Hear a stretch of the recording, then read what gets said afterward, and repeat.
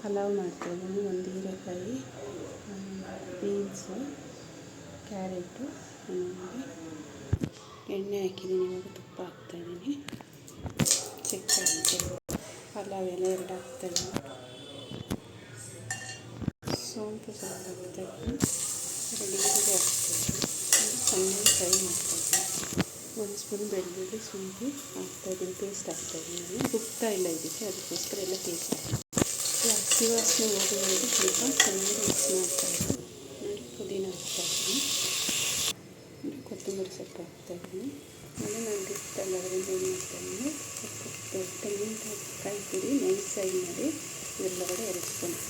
ಇವಾಗ ನಾನು ಕಟ್ ಮಾಡ್ಕೊಂಡಿದ್ದೀನಿ ತರಕಾರಿ ಹಾಕ್ತಾಯಿದ್ದೀನಿ. ಇವಾಗ ಒಂದು ಆಲೂಗಡ್ಡೆನೂ ಹಾಕ್ತಾಯಿದ್ದೀನಿ. ನೋಡಿ, 1 ಸ್ಪೂನ್ ಅಷ್ಟು ನಾನು ಕಲ್ಲುಪ್ಪು ಹಾಕ್ತಾಯಿದ್ದೀನಿ. ಈ ಪುಡಿ ಉಪ್ಪು ಹಾಕ್ತೀನಿ.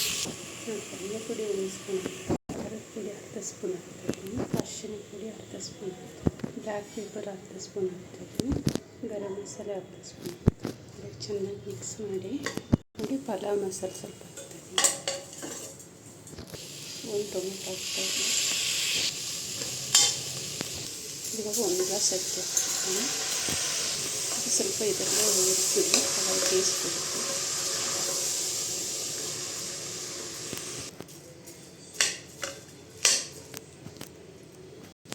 ನೋಡಿ, 1 ನಿಮಿಷ ನಾನು ಎಣ್ಣೆಲೆ ಅಕ್ಕಿನ ಎಲ್ಲ ಹುರಿದಿದ್ದೀನಿ. ಇವಾಗ ನೀರು ಹಾಕ್ತಾಯಿದ್ದೀನಿ.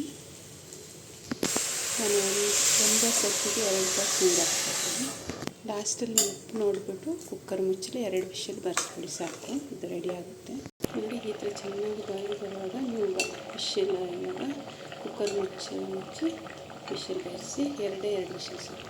ನೋಡಿ, 2 ವಿಷಲ್ ನಾನು ಬರೆಸಿದ್ದೀನಿ. ಕರೆಕ್ಟಾಗಿದೆ ನೀರು ಎಲ್ಲನೂ. ನೋಡಿ, ಬಿಡಿ ಬಿಡಿಯಾಗಿದೆ ಅನ್ನ. ನೀವು ಒಂದು ದಿವಸ ಹೀರೆಕಾಯಿ ಎಲ್ಲ ಮಿಕ್ಸ್ ಮಾಡಿ ತುಂಬ ಟೇಸ್ಟಾಗಿ ಕೊಡುತ್ತೆ ಪಲಾವು.